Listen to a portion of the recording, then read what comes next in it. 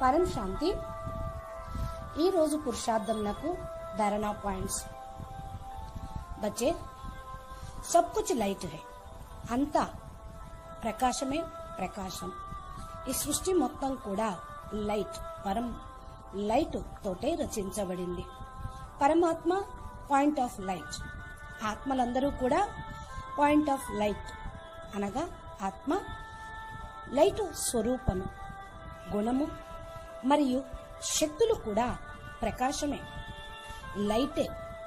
పరంధామంలో కూడా పరం లైటే ఉంది, అక్కడ ప్రకాశమే ప్రకాశము ఉంది। సూక్ష్మవతనం కూడా లైటే, ప్రకాశమే। మరి అంతా ప్రకాశమే ప్రకాశము అయితే మీరు కూడా ఇక్కడ స్వయం ఈ ప్రకాశ స్వరూపమును అనుభవం చేసుకోండి। మీరు ఎంతెంతగా ఈ యొక్క లైట్ స్వరూపమును అనుభవం చేసుకుంటూ ఉంటారో అంతగా త్రినేత్రం తెరుచుకుంటుంది। అప్పుడు మీరు త్రికాలదర్శిగా అవుతారు। బచ్చే, స్వయం లైట్ స్వరూపంగా అనుకుంటే మీ యొక్క గుణాలు, శక్తులు అంతగా మీ ఆర్డర్ అనుసారంగా నడుస్తాయి। వీటిని స్వకల్యాణం కోసం, విశ్వ కళ్యాణం కోసం నిమిత్తంగా ఉపయోగించుకోండి। ఎంతెంతగా మీరు లైట్ యొక్క అభ్యాసం పెంచుకుంటూ ఉంటారో అంతగా మీరు ఈ స్థూల ప్రపంచం నుండి అతీతంగా అయిపోతారు।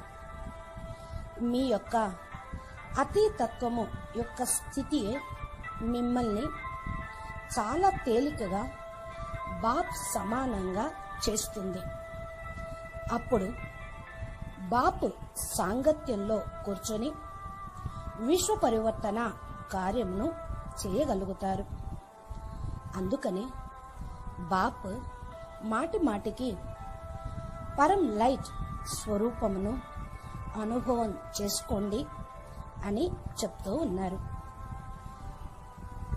ప్రకాశమే ప్రకాశంగా ఉంటే మీ ఆలోచనలన్నీ కూడా చాలా తేలికగా ఉంటాయి।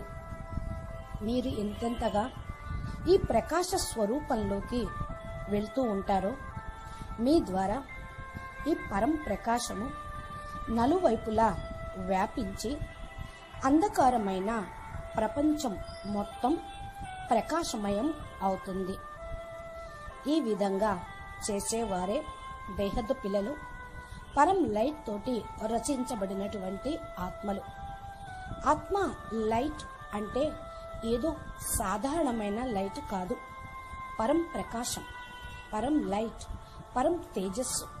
ఇది కేవలం పరబ్రహ్మ పరమేశ్వరుడు ద్వారా రచించబడిన బేహద్దు శ్రేష్టమైన హైయెస్ట్ ఆత్మలు మాత్రమే దీన్ని అనుభవం చేసుకోగలుగుతారు।